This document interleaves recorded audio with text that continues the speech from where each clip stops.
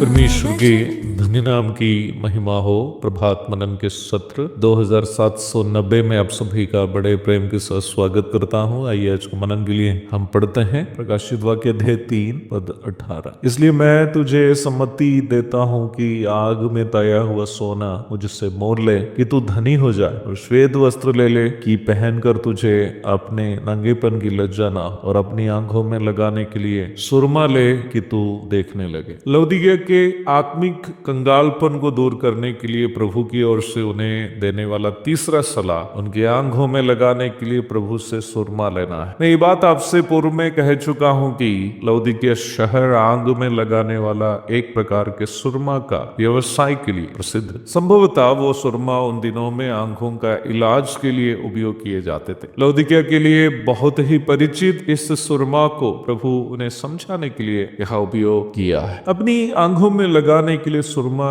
ले कि तू देखने लगे। उनके आत्मिक कंगालपन का एक कारण उनका आत्मिक अंधापन था, इसलिए उन्हें अपनी आंखों की रोशनी बढ़ाने की जरूरत थी। प्रभु उन्हें समझा रहा है, अर्थात प्रभु उनसे कह रहा है कि वे वो नहीं देख पा रहे हैं जो देखना चाहिए। इस विषय को समझने के लिए सहायक एक रोचक घटना हम यूहन्ना रचित सुसमाचार में देखते हैं। जन्म से अंधा एक मनुष्य के आंखों में प्रभु उस मिट्टी को जिस पर थूक कर उन्होंने मिलाया था लगाता है, और उनसे कहता है कि वह शीलो के कुंड में जाकर धोए। जब उस अंधे भीख मांगे ने ऐसा किया, उसको दृष्टिदान प्राप्त हो जाता है और वह देखने लगता है, और वह ये स्वीकार कर लेता है कि यीशु ही मसीह है। परंतु उसी समय वहां के तथाकथित शिक्षकगण जो सोचते थे कि वे वचन के ठेकेदार है, ये नहीं पहचान पा रहे थे कि प्रभु यीशु उनका मसीह है, जिसकी भविष्यवाणी उनकी न्याय व्यवस्था में पहले से है। मसीही होने का दावा करने वाले और वचन में ज्ञानी होने की सोच रखने वाले कई लोगों की भी हालात वास्तव में उन यहूदी धर्म के शिक्षकों की है,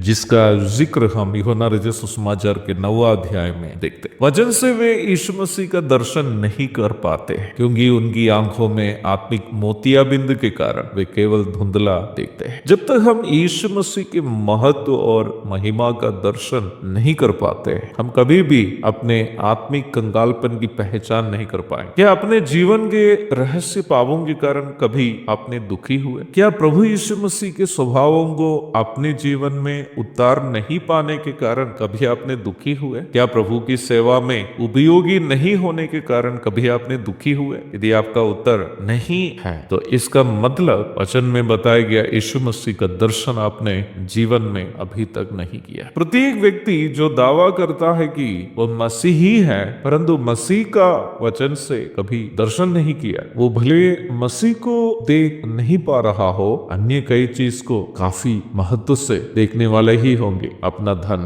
अपनी पद, संसार के सुख, संसार में नाम इत्यादि को काफी महत्व देकर देखने वाले होंगे, और उसे हासिल करने के लिए दौड़ भाग करने वाले भी होंगे। प्रेरित पौलुस धन, सम्मान, ज्ञान इत्यादि मामलों में एक कुलीन तथा प्रतिष्ठित परिवार का सदस्य था। वह इस्राएल का प्रथम राजा शाऊल के गोत्र से था। उनके दादाजी, पिताजी एवं वह स्वयं भी फरीसी थे, जिसका यहूदियों के बीच में बहुत सम्मान था। वह यहूदी धार्मिक महासभा सनहद्रीन का सदस्य था। उस जमाने के सबसे बड़े ज्ञानियों में से वह एक था। लेकिन उनका बयान पर आप ध्यान दीजिएगा, परंतु जो जो बातें मेरे लाभ की थी, उन्हीं को मैंने मसीह के कारण हानि समझ लिया। फिलिप्पी 3:7। उसका कारण क्या था? कारण यह था कि उन्होंने दमिश्क के मार्ग में यीशु मसीह से मुलाकात की। प्रेरितों के काम अध्याय 9 की 3 से 5 और अध्याय 22 की 6 से 8 तक पढ़िएगा। यीशु मसीह का दर्शन अपने सभी सौभाग्यताओं को तुच्छ समझने के लिए उन्हें प्रेरित किया। उद्धार का वास्तविक अनुभव को यह सूचित करता है। Evidence of a genuine salvation will be always ए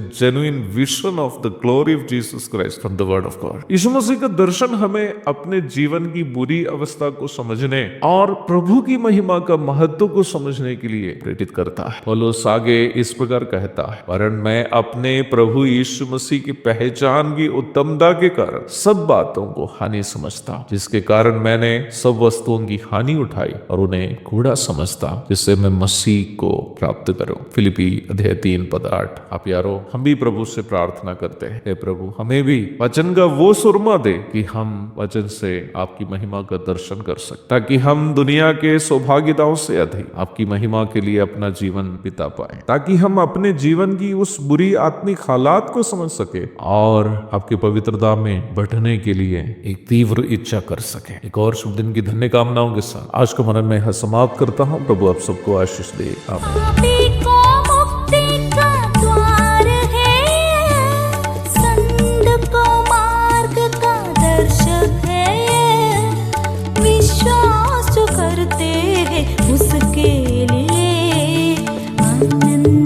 जीवन का साधन है ये है वचन, प्यारा वचन, यीशु मसीह का प्यारा वचन।